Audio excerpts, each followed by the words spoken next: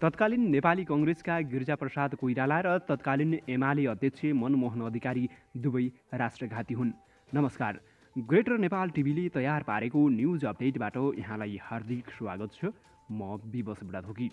स्वर्गीय राजा वीरेन्द्रको शान्ति क्षेत्रको प्रस्ताव मार्फत टिस्टा काङ्गडा फिर्ता ल्याउने प्रयासलाई तुवाउन लागि परेको भारतलाई बिन्ती गर्दै शरण पर्न पुगेका तत्कालीन नेपालका राष्ट्रिय तत्त्वहरूले टिस्टा काङ्गडाको त के कुरा, पछि भारतमा मिलाउन सजिलो हुने गरी नेपालको तराईलाई नै भारतमै बनाइदिन्छौँ, नेपालको राष्ट्रियता बोधक शब्द नेपाली पनि भारतलाई दिनेछौँ र यस्ता विषयमा नेपालीहरूको आवाज उठ्न गएमा टेरराइज गरेर भए पनि त्यस्ता आवाजहरूलाई बन्द गरिदिनेछौँ, अरू पनि भारतीय चाहना पुरा गर्ने प्रण गर्छौँ भन्ने बोल कबोल गरेर बहुदल ल्याउन सफल भएका नाइकेमध्ये गिरिजाप्रसाद कोइरालाले नेपालको प्रधानमन्त्री बन्नासाथ तराईमा रहेका लाखौँ लाख भारतीय नागरिकहरूलाई नेपाली नागरिकता दिएर तराईलाई भारतमै बनाइदिएकै हो भने अर्का नाइके मनमोहन अधिकारी प्रधानमन्त्री बन्नासाथ भारत पुगेर टिस्टा काङ्गडा भित्रका सम्पूर्ण भूभागलाई भारतकै हुन्, नेपालका होइनन् भन्ने पहिलेको बोल कबोल बमोजिम सदाका लागि भारतलाई नै सुम्पने उद्देश्य राखेर दार्जिलिङ पश्चिम बङ्गालको अभिन्न अङ्ग हो भनेर राष्ट्रघात गर्दै भारतलाई बहुदल ल्याइमाग्दा दिएको वचन पुरा गरेर देखाएकै हो।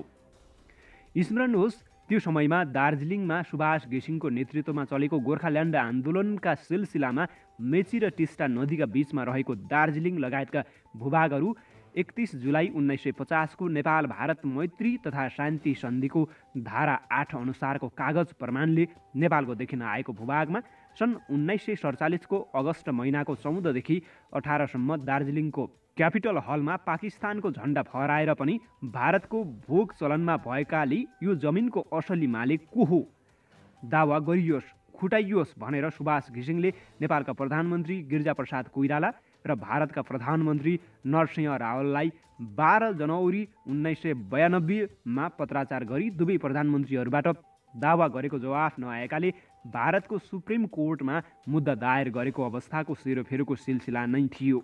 नेपालको तराईलाई भारतमै बनाउन सफल गिरिजाप्रसाद कोइराला र दार्जिलिङलाई भारतको पश्चिम बङ्गाल राज्यको अभिन्न अङ्ग हो भन्न सक्ने मनमोहन अधिकारी जस्ता राष्ट्रद्रोही देशको स्वाभिमान नै बेच्न सक्ने राष्ट्रघातीहरूलाई आदर्श पुरुष मान्दै आएका काङ्ग्रेस एमाले र दिल्लीको वरद आशीर्वादले 12 बुँदे सम्झौता गरेर सुरक्षित अवतरण भएको तथा जसरी भए पनि सत्ताकै वरिपरि बसेर बर्मलुट मचाउने बानी परेको माओवादी पार्टी जस्ता अरू पार्टीहरूले पनि टिस्टा काङ्गडा भित्रको भूभाग भारतबाट फिर्ता ल्याउलान् भनेर उनीहरूका पछि लाग्ने हामी नेपाली नागरिकहरू र झर्ला र खाउँला भन्दै साँडे गोरुको पछि लाग्ने स्यालको अवस्था उस्तै होइन र। यसरी भारतबाट टिस्टा काङ्गडा फिर्ता ल्याउने काम गर्न अब भने ढिलाढाल नगरी हामी नेपाली नागरिकहरूले काँधमा काँध मिलाएर अघि बढ्ने दिन आइसकेको छ। जय राष्ट्र, जय गोरखनाथ, जय गोर्खा, जय ग्रेटर नेपाल। अब अर्को प्रसङ्गतर्फ लागौँ। धेरै मानिसको बुझाइ छ 1947 अगस्त 14 मा ब्रिटिसबाट स्वतन्त्रता हासिल गरेसँगै इन्डियाबाट अलग भएर पाकिस्तान स्थापना भयो।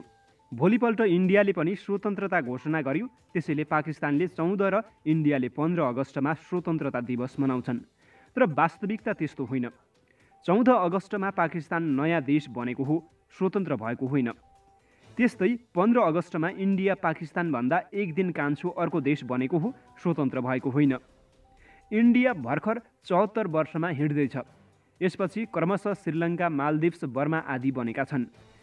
इतिहासलाई हेर्ने हो भने एसियामा मात्र होइन, विश्वमा नै प्राचीन देशहरूमध्ये नेपाल एक हो। दक्षिण एसियाको जेठो देश नेपाल हो, माइलो देश पाकिस्तान हो भने इन्डिया साइलो देश हो। यस्तो वास्तविकता हुँदाहुँदै कसरी इन्डियाबाट पाकिस्तान छुटेको हुन सक्छ? इन्डियनहरूले भन्ने गरेको इन्डियाबाट पाकिस्तान छुटेको नभई नयाँ देश बनेको हो। सन् 1947 भन्दा पहिले कहिले र कुन स्थानमा थियो त भारत? पाकिस्तान कहाँ थियो? ब्रिटिसको आगमन पहिला वर्तमान इन्डियाभित्र सानो ठुलो गरी झन्डै 558 राज्यहरू थिए। यी राज्यहरूमध्ये कुनै राज्यको नाम भारत थिएन। साँचो इतिहास यस्तो हुँदाहुँदै भारत स्वतन्त्र भएको भनेर जसरी कहानी बनाइएको छ त्यो सारासार झुट हो। यो वर्तमान इन्डियाको आफैले आफूलाई भारत नामक धेरै पुरानो देश भन्ने झुट स्थापित गर्ने कुटिल चाल हो। दक्षिण एसियामा पुराना देशहरू थिए जुन अङ्ग्रेजले सिद्धायो। अङ्ग्रेजले निमोठ्न बाँकी रहेको देशलाई इन्डिया जन्मेपछि एक एक गरी हत्या गरियो र पुराना इतिहास संस्कृति बोकेका तमाम मुलुक इन्डियाको कारण निमोट भए। जवाहरलाल नेहरूको आगमनपछि भारतवर्षको कहानी बनेको छ। यस्तो झुटको कहानी बनेको बल्ल 70 वर्ष पार भयो भने आजकल जसरी धार्मिक ग्रन्थमा षड्यन्त्रपूर्वक भारतवर्ष भन्ने शब्द राखिएको छ त्योभन्दा झुट संसारमा कहीँ केही पनि छैन। आम इन्डियन यस्तो झुटलाई बोकेर हिँडिरहेका छन्। नबोकुन् पनि किन, इन्डियनहरूको झुटको त कुरै छाडौँ, किनकि उनीहरू झुटमा रमाउँछन्। त्यसै झुटमा नै उनीहरूको सत्ता स्वार्थ पूर्ति हुन्छ। तर नेपाल लगायत अन्य मुलुकहरू त्यो झुटमा किन बहकिन्छन्? साँचो के हो पुष्टि गर्न किन डराउँछन्? कसको स्वार्थमा यस्तो भइरहेको छ? कि जसै बाजे त्यसै स्वाहा हो त? भारत होइन, 74 वर्ष पहिले इन्डियाको जन्म भएको थियो। पछि जवाहरलाल नेहरूले भारत बनाएका थिए। इन्डिया र पाकिस्तानको इतिहास जान्न 18 जुलाई 1947 ब्रिटिस सांसदबाट पाकिस्तान र इन्डिया नाम गरेका 2 ब्रिटिस डेमोनेट नयाँ देश बन्नेछन् भनी ब्रिटिस संसदबाट पारित भएको छ। यसरी ब्रिटिस सांसदहरूले आफ्नो संसदबाट दक्षिण एसियामा पाकिस्तान र इन्डिया नामको देश बनाउने निर्णय भए बमोजिम त्यसको झन्डै महिनापछि 14 अगस्टमा पाकिस्तान र भोलिपल्ट 15 अगस्टमा इन्डिया देश बनेको घोषणा गरेको थियो। त्यसै घोषणा अन्तर्गत इन्डिया र पाकिस्तान बनेको हो भने भारत कति पुरानो देश हो? सत्यको खोजी नगर्ने? त्यसैले दक्षिण एसियामा कहिल्यै नभएको भारतवर्षको भ्रमबाट मुक्त बनौँ, इतिहासको सत्यता खोजी गरौँ, जे हो त्यो सत्यता स्वीकारौँ। यसैमा नेपाल लगायत अन्य ससाना राज्यहरूको हित हुनेछ। नेपालको छिमेकहरू भारत होइन, गन्धार, पाञ्चल, कुरु, मगध आदि थिए।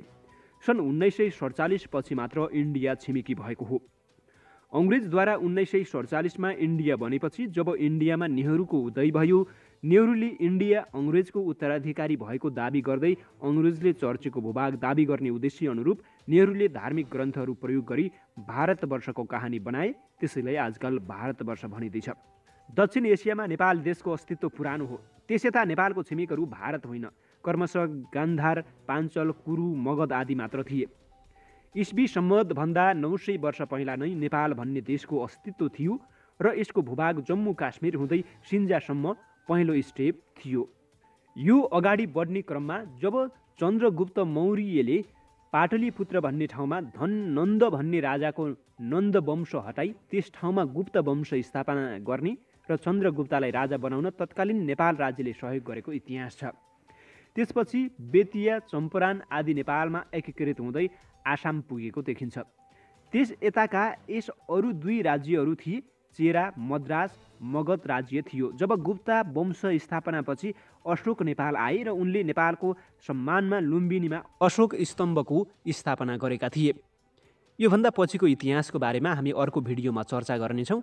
आजको भिडियो कस्तो लाग्यो कृपया लाइक, सेयर, कमेन्ट र सब्सक्राइब गर्न नभुल्नुहोला भन्दै मलाई पनि आज्ञा दिनुहोस्। नमस्कार।